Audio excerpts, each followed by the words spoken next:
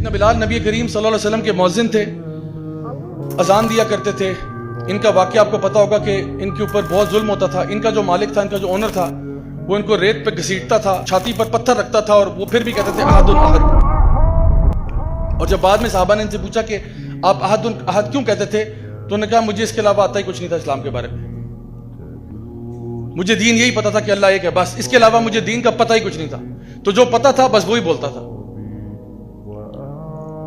تو ان کو بہت مارا گیا، بہت پیٹا گیا۔ تو جو ان کا مالک تھا وہاں پہ ابو بکر صدیق آ گئے، انہوں نے کہا کہ میں جو ہے نا بلال کو آزاد کروں گا۔ انہوں نے کہا بتاؤ کتنے لوگ اس کے لیے؟ تو اس نے کہا کہ جی اس کے لیے، اس کے لیے، کیونکہ اس ٹائم پہ نا سیدنا بلال کی حالت اتنی خراب ہو چکی تھی کہ وہ تقریباً مرنے کے قریب تھے۔ اتنا ان کو مارا پیٹا گیا، لہو لہان کر دیا، ریت پہ گھسیٹے گئے، پتھر مارے گئے، مطلب بہت بہت بری حالت میں تھے، بالکل مرنے کے قریب تھے۔ تو سیدنا ابو بکر آئے، انہوں نے کہا کتنے جو نا مانگتے ہو اس کے لیے؟ اس نے کہا 10 دینار۔ 10 دینار سمجھے 10 گولڈ کوائنز۔ تو سیدنا ابو بکر نے فوراً جیب سے نکالے اور منہ پہ مارے اس کو، یہ لو۔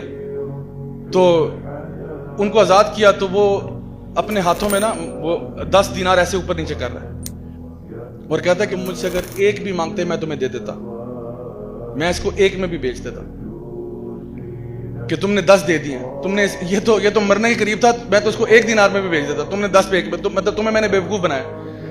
سیدنا ابو بکر کہتے ہیں کہ بیوقوف تم ہو، کیونکہ تم اگر مجھ سے 100 مانگتے میں 100 میں بھی لے لیتا۔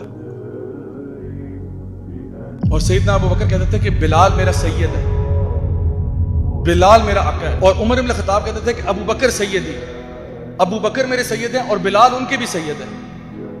یعنی یہ وہ چیز تھی کہ غلام کو کہاں پہنچا دیا اسلام نے۔ اور آپ کو پتہ ہے کہ نبی کریم صلی اللہ علیہ وسلم جب دنیا سے رخصت ہوئے نا، صحابہ کہتے ہیں ہمارے لیے اس سے زیادہ غم کی سچویشن کبھی تاریخ میں نہیں آئی تھی۔ عمر بن الخطاب اتنے جوش میں آ گئے، انہوں نے کہا اگر کسی نے کہا نا کہ نبی کی وفات ہوئی ہے، میں گردن اڑا دوں گا اس کی۔ خبردار کسی نے کہا فوت ہوئے، کہ وہ فوت نہیں ہوئے، وہ چلے گئے ہیں، ابھی کچھ مطلب دیر کے لیے گئے ہیں، جس طرح موسیٰ علیہ السلام گئے تھے بنی اسرائیل کو چھوڑ کے 40 دن کے لیے، وہ واپس آئیں گے، اللہ تعالیٰ نے ان کو ہم سے نہیں اٹھایا۔ وہ نا مطلب جوش میں یہ کہہ رہے تھے، ان کو خود سمجھ نہیں آ رہی تھی وہ کیا بات کر رہے ہیں۔ ابو بکر صدیق آئے، انہوں نے کہا عمر بیٹھ جاؤ، عمر بیٹھ جاؤ، اور کہا کہ تم میں سے جو شخص اگر تو کوئی نبی کی عبادت کرتا تھا، جان لو کہ نبی فوت ہو چکے ہیں، اور جو کوئی تم میں سے اللہ کی عبادت کرتا ہے، جان لو کہ اللہ الحی ہے، لا یموت، اللہ کو موت نہیں آتی۔ تو لوگوں کو بتایا کہ وہ دنیا سے جا چکے ہیں، لیکن اللہ تو ہے نا ہمارے ساتھ، اللہ تو ہے، لائف ول گو آن۔ تو صحابہ کہتے ہیں سب سے پینفل ڈے ہمارے لیے تھا۔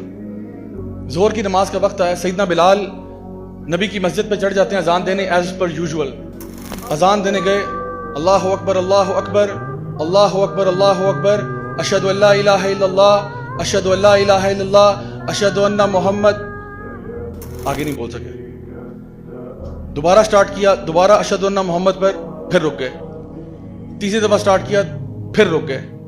آپ کا معمول پتہ کیا تھا؟ جب بھی آپ اذان دیتے تھے نا، تو آپ مسجد نبوی میں مسجد کے اوپر چڑھ جاتے تھے، اذان دیتے تھے، لاؤڈ سپیکر تو نہیں تھے، تو مسجد کے اوپر چڑھ کے اذان دیتے تھے، اور نبی کریم صلی اللہ علیہ وسلم کا حجرہ بالکل نیچے تھا، تو اشہد ان محمد پر نیچے دیکھتے ہوتے تھے، اذان دیتے ہوئے نیچے دیکھتے تھے، اور نبی کریم صلی اللہ علیہ وسلم اکثر یہ ہوتا تھا کہ اشہد ان محمد پر باہر نکلتے تھے۔ تو آج آپ اذان دے رہے ہیں لیکن اشہد ان محمد پر کوئی باہر نہیں نکل رہا، تو آپ سے اذان نہیں دی گئی، حتیٰ کہ ابو بکر صدیق آئے، انہوں نے کہا بلال بیٹھ جاؤ، اور باقی اذان انہوں نے دی۔ سیدنا بلال نے کچھ دن گزرنے کے بعد، اچھا انہوں نے اس کے بعد اذان دینا چھوڑ دی، انہوں نے کہا میں اذان نہیں دے سکتا۔ کئی دن گزر گئے، سیدنا بلال نے اذان نہیں دی۔ پھر ایک دن ابو بکر صدیق کے پاس آئے، اس ٹائم تک سیدنا ابو بکر جو تھے وہ خلیفہ نومینیٹ ہو چکے تھے، تو کہا کہ اے امیر المومنین آپ سے ایک گزارش ہے۔ کہ جی بلال فرمائیے کیا گزارش ہے؟ کہا گزارش یہ ہے کہ آپ مجھے مدینہ چھوڑنے کی اجازت دے دیں۔ تو کہا بلال یہ کیسے ہو سکتا ہے؟ انہوں نے کہا میں یہاں رہ نہیں سکتا۔ کیا ہو گیا بلال؟ امیر المومنین اٹس ٹو پینفل، یہ بہت پینفل ہے، میں مدینہ میں نہیں رہ سکتا، جب تک نبی تھے میں یہاں ٹھیک تھا، لیکن اب مجھے جانے دیں، اللہ کی راہ میں نکلنے دیں، چاہے میں دین کا علم سیکھوں، دین کے کام کروں، جہاد فی سبیل اللہ کروں، مجھے چھٹی دے دیں۔ تو سیدنا ابو بکر نے کہا سوال ہی پیدا نہیں ہوتا بلال، تمہیں کیسے جانے دیں ہم؟